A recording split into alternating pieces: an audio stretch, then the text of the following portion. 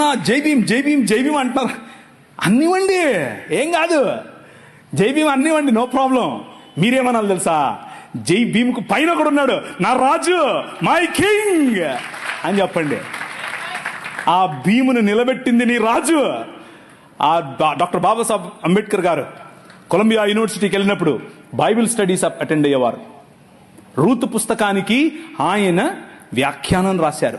He was a practising Christian. ఆయన practising Christian అండి బాబు.